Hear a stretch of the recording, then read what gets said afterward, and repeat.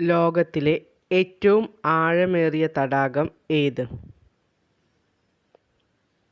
Baikal തടാകം റഷ്യയിലെ തെക്കൻ സൈബീരിയയിൽ സ്ഥിതിചെയ്യുന്നു.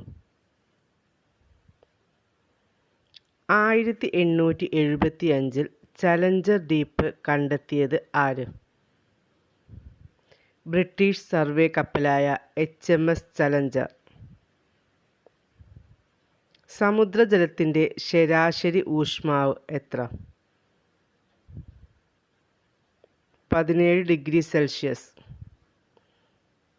ഇന്ത്യയെയും ശ്രീലങ്കയെയും ബന്ധിപ്പിക്കുന്ന കടലിടുക്ക്?